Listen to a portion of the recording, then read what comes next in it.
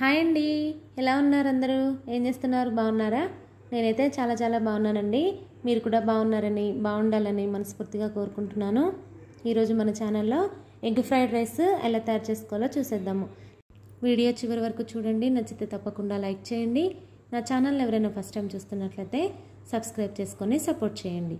ఇప్పటి వరకు సబ్స్క్రైబ్ చేసుకొని సపోర్ట్ చేస్తున్న వాళ్ళందరికీ చాలా థ్యాంక్స్ అండి. ఈ ఎగ్ ఫ్రైడ్ రైస్ తయారు చేసుకోవడానికి కావాల్సిన పదార్థాలు ఏంటో చూసేద్దాము. ముందుగా 1 గ్లాసున్నర వరకు బాస్మతి రైస్ ఉడికించుకొని పెట్టుకోవాలండి. తర్వాత ఒక 4 ఎగ్స్ తీసుకొని పక్కన పెట్టుకోవాలి. ఇప్పుడు వెజిటేబుల్స్ క్యారెట్ 1, బీన్స్ ఒక 4, క్యాప్సికమ్ 1, 1 ఉల్లిపాయ, 2 పచ్చిమిరపకాయలు, క్యాబేజీ హాఫ్ అన్నమాట. పెద్ద క్యాబేజీ అయితే సగం అండి, అదే చిన్న క్యాబేజీ అయితే 1. అలాగే మిరియాల పొడి 1 టేబుల్ స్పూను, ఉప్పు తగినంత, ఒక 4-5 వెల్లుల్లిపాయలని తరుక్కొని పెట్టుకోవాలి, ఒక అర స్పూను గరం మసాలా, కొద్దిగా కొత్తిమీర, సోయా సాసు 1 టేబుల్ స్పూన్ అండి.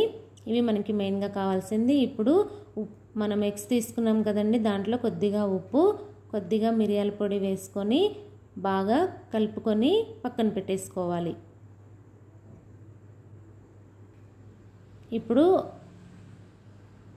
ఒక కళాయి పెట్టుకొని దాంట్లో ఒక 2 టేబుల్ స్పూన్లు ఆయిల్ వేసుకొని ఎగ్ ఉంది కదండి దాన్ని ముందుగా వేసేసుకోవాలి. వేసుకొని దీన్ని కుక్ చేసుకోవాలి.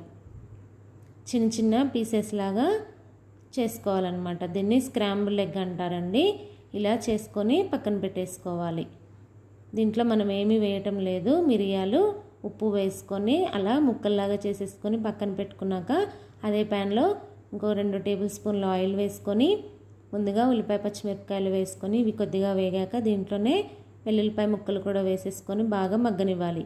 ఇవి కొంచెం మగ్గాక వెజిటేబుల్స్ ఉన్నాయి కదండి, తీసుకున్న క్యాప్సికము, బీన్స్, క్యారెట్, క్యాబేజ్ వీటన్నిటిని వేసుకొని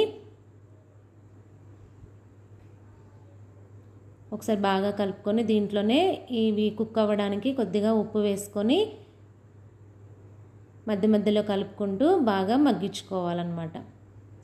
మరీ బాగా మెత్తగా ఉడకాల్సిన పని లేదండి, కొంచెం కచ్చపచ్చగా ఉంటేనే బాగుంటుందన్నమాట. ఇవి ఇప్పుడు మగ్గిపోయాయి కదండి, దీంట్లో ఇందాక రెడీ చేసి పెట్టుకున్న ఎగ్ ముక్కల్ని కూడా వేసేసుకొని ఒకసారి బాగా కలుపుకొని దీంట్లోనే మనము ఉడికించి పక్కన పెట్టుకున్న రైస్ కూడా యాడ్ చేసేసుకోవాలి. బియ్యం కూడా బాస్మతి రైస్ అందుబాటులో లేకపోతే మామూలు రైస్ అయినా వేసుకోవచ్చండి. ఇప్పుడు దీంట్లోనే మిరియాల పొడి 1 table spoon, soya sauce, garam masala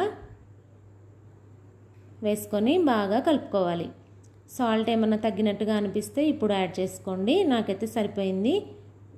ఇప్పుడు ఫ్లేమ్ హైలో పెట్టుకొని ఫ్రై చేసుకోవాలండి రైస్ని. బాగా అన్నీ కలిసే విధంగా బాగా కలుపుకుంటూ హై ఫ్లేమ్లో ఫ్రై చేసుకోవాలన్నమాట.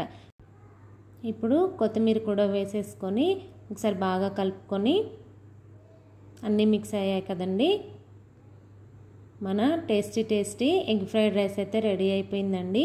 మీరు కూడా తప్పకుండా ట్రై చేయండి. ఎలా ఉందో కామెంట్ చేయండి. మీకు వీడియో నచ్చితే లైక్ చేయండి. Thank you for watching. మళ్ళీ మంచి వీడియోతో మళ్ళీ కలుద్దాం. అంతవరకు బాయ్.